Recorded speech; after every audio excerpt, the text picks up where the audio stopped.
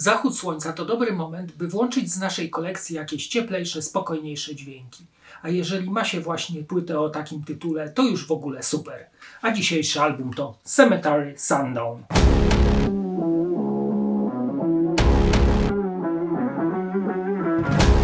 Cemetery powstają w Borås w Szwecji w 1989 z inicjatywy Mattiasa Lundmalma.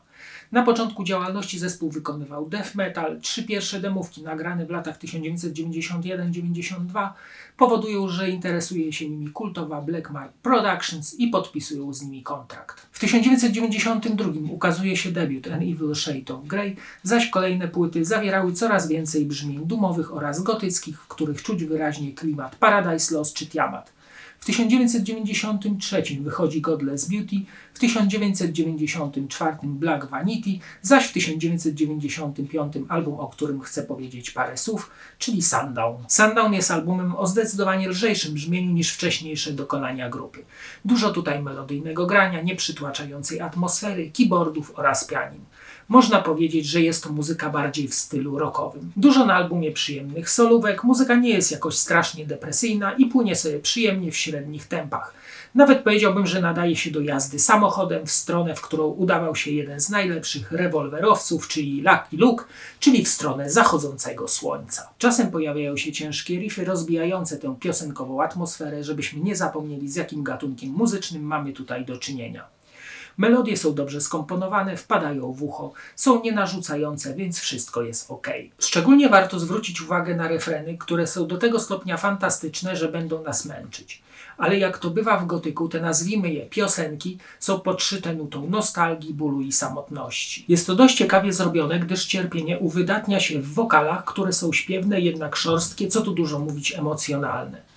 Sprawia to, że po latach pamiętamy kawałki, nawet jak płyty nie słyszeliśmy przez lata. Ciężaru albumowi nadaje wyraźnie słyszalny bas Thomasa Josephsona, utwory mają strukturę zwrotka-refren-zwrotka, co jeszcze bardziej przybliża je do przebojowości piosenek.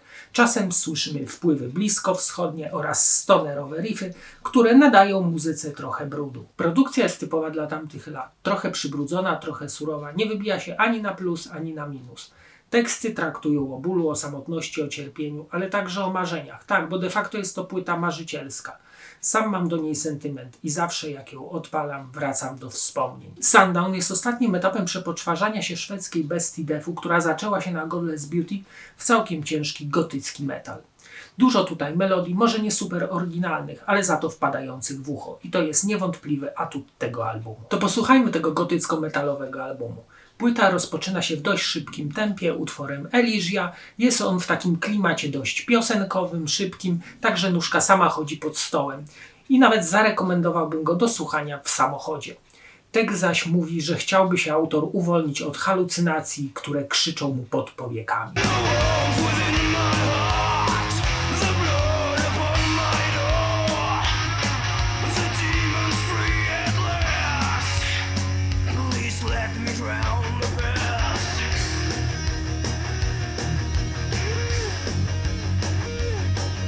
Closer to the Pain to już spokojniejszy gotycki klimat, jest w utworze ciężar, ostre wokale i zapadający w pamięć refren. Jest również fajna solóweczka. Utwór opowiada o królowej kraku, królowej oszustwa, która doprowadza do totalnego smutku.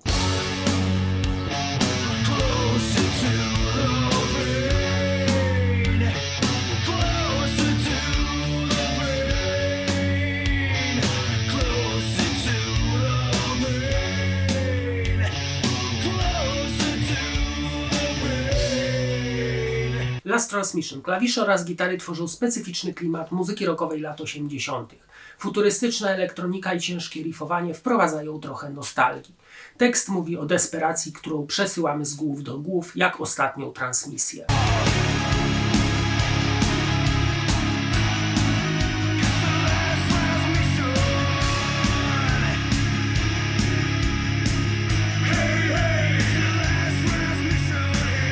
Na koniec Ophidian, mój ulubiony kawałek z płyty. Zwrotka jest wolna, z takim zimnym klimatem, zaś refren przyspiesza i jest bardzo melodyjny.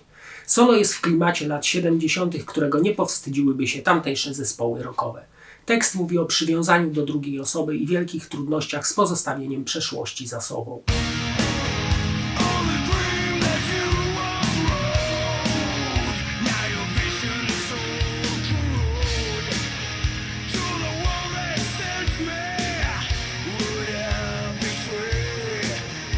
Czas na obejrzenie okładki i wkładki. Okładka jest w kolorystyce dość oryginalnej, bo fioletowo-pomarańczowa. W centrum występuje szkielet Archaeopteryxa na tle zachodzącego słońca. Wydaje mi się, że całość jest alegorią przemijania, że wszystko ma swój koniec i taki właśnie zachód słońca. Na górze logo zespołu, na dole tytuł. Wkładka zaczyna się tym samym szkieletem latającego dinożarła, z tym, że podczas sunrise'u, a nie sunsetu. Dalej teksty na ciemnym tle i czaszka gada. Kolejna rozkładówka to dalsze teksty poprzeplatane zdjęciami zachodu słońca i czarnej ćmy. Na środkowej rozkładówce są zdjęcia chłopaków z zespołu, szkoda, że bez nazwisk. Dalsze 3 strony to teksty, a na ostatniej zamykającej podano skład zespołu, kiedy i gdzie płyta została nagrana, producenci, graficy i tym podobne. Na ostatniej zamykającej na takich fioletowych esach floresach podano adres do Blackmark, czyli wydawcy. Na czarnej płycie CD wytłoczono nazwę zespołu i tytuł płyty na srebrno. Na ostatniej stronie zamykającej pudełko na fioletowym tle z bazgrołami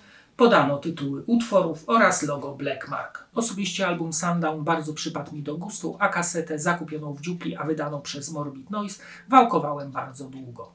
Obecnie zespół Cemetery jest prawie na Cemetery, jednak pozostawili po sobie dość zróżnicowaną dyskografię, gdzie każdy powinien znaleźć coś dla siebie. Dla mnie taką płytą był Sundown. A teraz zapraszam do oglądania kolejnego odcinka. Cześć!